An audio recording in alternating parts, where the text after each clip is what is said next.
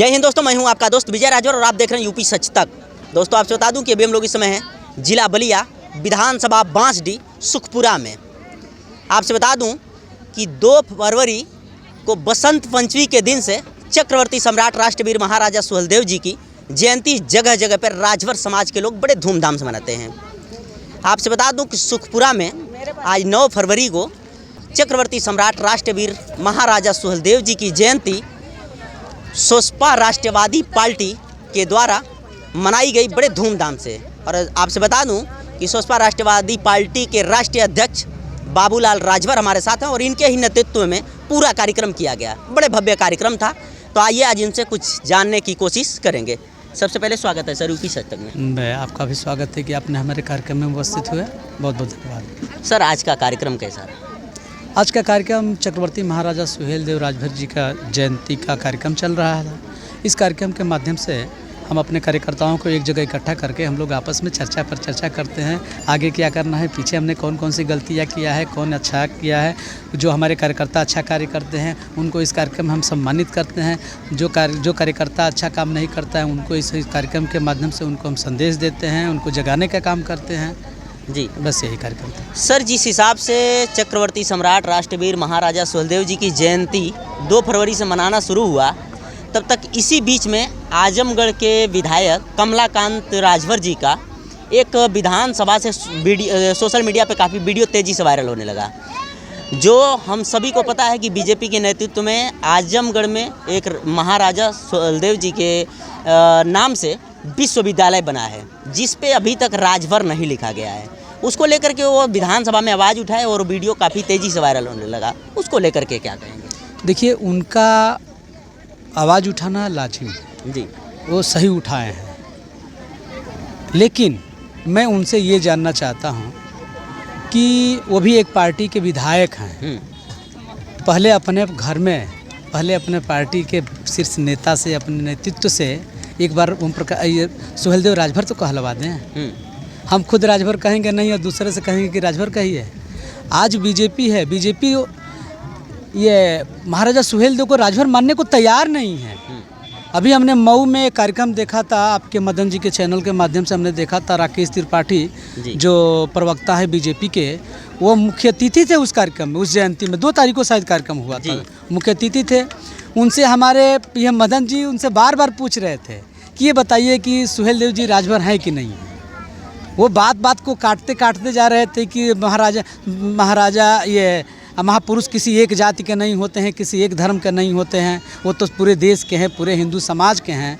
तो इन्होंने एक बात ये भी कहा था कि ये बताइए, जब ये जो महापुरुष होते हैं सभी के हैं, तो फिर मुगल सराय में पंडित दीनदयाल के साथ उपाध्याय क्यों लगा है?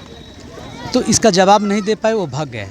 तो मैं राजभर समाज के ऐसे नौजवानों से, ऐसे शुभचिंतकों से मैं निवेदन पूर्वक कहना चाहूँगा कि इस बार तो हो गया, लेकिन अगली बार आप जयंती में उनको आमंत्रित करिए जो महाराजा सुहेलदेव को राजभर बड़े गौरव से कह सके।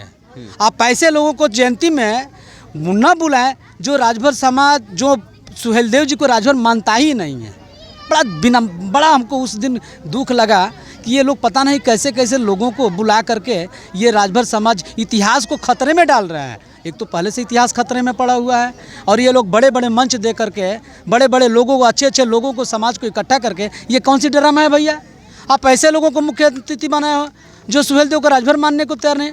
तो मैं माननीय कमलाकांत राजभर जी, आपने सदन में आवाज़ उठाया, मैं इसके लिए उनको बहुत बहुत आभार प्रकट करना चाहूँगा, धन्यवाद देना चाहूँगा। लेकिन उनको एक संदेश ज़रूर देना चाहूँगा कि आप अकेले ना उठाएं, यह आपका पार्टी का स्टैंड होना चाहिए कि सुहेलदेव जी राजभर हैं, उनका नेतृत्व का है। माननीय अखिलेश जी का है कि सुहेलदेव राजभर हैं, तब हम मान लेंगे कि चलिए भाई उन्होंने यह पार्टी कही है तो उस पार्टी को कहना चाहिए। सर बलिया में जिस हिसाब से आप लड़ाई लड़ने का काम कर रहे हैं, तो यहीं पे इसी बलिया में ओम प्रकाश राजभर जी, जो सुहेलदेव भारतीय समाज पार्टी के राष्ट्रीय अध्यक्ष जी, कहते हैं कि बलिया में हमारा गढ़ है। तो ओम प्रकाश राजभर की गढ़ में किस हिसाब से आप लड़ाई लड़ेंगे ओम प्रकाश राजभर से? अब तो जगह जगह उनकी जयंती कल भी मनाई जाएगी। उनकी जयंती उनके गढ़ में जहाँ सुहेलदेव जी की मूर्ति लगाए हैं वहाँ मनाई जाएगी। आपको कहीं ना कहीं वहाँ की खबर मिलेगा। पता चल जाएगा कि उनको कितने लोग मानने वाले हैं, हमको कितने लोग मानने वाले हैं। आज कहने से गढ़ किसी का अस्थाई नहीं होता है। मैं मानता हूँ उस समय तो हम भी ओम प्रकाश राजभर के साथ थे। ये जितने ही औरतें, जितने महान बेटियाँ, जितने हमारे भाई गार्जियन बैठे, वो तो सभी 2022 में ओम प्रकाश राजभर को वोट दिए हैं। इसका मतलब क्या होगा?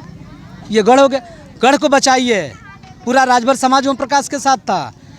80% 90% नहीं 100% था। हम भी उनको वोट दिए हैं। लेकिन आज वो कहाँ है? आज बाप बेटा, मुख्यमंत्री से मिलना हो बाप बेटा, राष्ट्रपति से मिलना हो बाप बेटा, प्रधानमंत्री से मिलना हो बाप बेटा। आप इसको, अब यह सुहेलदेव पार्टी पूरे समाज की पार्टी नहीं है, यह परिवारवादी पार्टी है। अब उनको परिवारवादी पार्टी जोड़ना चाहिए। सुहेलदेव भारतीय परिवारवादी पार्टी कहना चाहिए। अभी आप मंच पे भाषण के दौरान बोले हैं कि मजबूरी में मुझे पार्टी बनाना पड़ा। क्या मजबूरी रही? अब हमारे समाज के नेतृत्व अंधे हो गए हैं। समाज को नेतृत्व, अच्छे नेतृत्व की ज़रूरत है। समाज को ऐसे नेतृत्व की ज़रूरत है जो सही दिशा दिखा सके, सही राह पर खुद चलते हुए दूसरों को चला सके।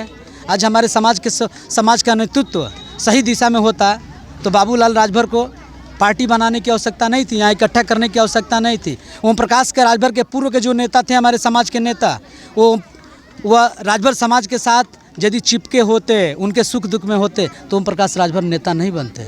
आज ओम प्रकाश राजभर अच्छे होते, समाज को लेकर चले होते तो इतने लोग, जितने लोग बैठे थे ना, सब ओम प्रकाश राजभर के वोटर थे। सब ओम प्रकाश राजभर का रैली करने वाले लोग थे। सब ओम प्रकाश राजभर के आवाज़ पर, एक आवाज़ पर लखनऊ दिल्ली पहुंचने वाले लोग थे। आज ओम प्रकाश वो ओम प्रकाश नहीं है। आज ओम प्रकाश ये सत्ता का लालच में है, मलाई खाने वाला है। कभी इधर के भाजपा के साथ रह करके सपा के नेताओं को गाली दे, सपा के साथ रह कर भाजपा के नेताओं को गाली दे। कभी कहेंगे कि मुर्गी चरो चमरौटी में, आए अंडा दे भौरौटी में। कभी कहेंगे कि दारू पिए सट के, वोट मारो हट के। ये सब तमाम उसकी नेता है। कभी कहेंगे कि हमारा समाज इतना दारू पीता है कि प्रदेश की पूरा बजट 1 महीने में ख़त्म हो जाएगा। ये तमाम ये नेता का आचरण है। आज घर का मुखिया, अच्छा मुखिया वही कहलाता है जो घर की कमजोरी को छिपाए। अभी आप बोले हैं कि आपके मंचों से बोला गया है और तमाम महिलाएं भी बोली हैं कि दारू बंद करवाएगी हमारी पार्टी।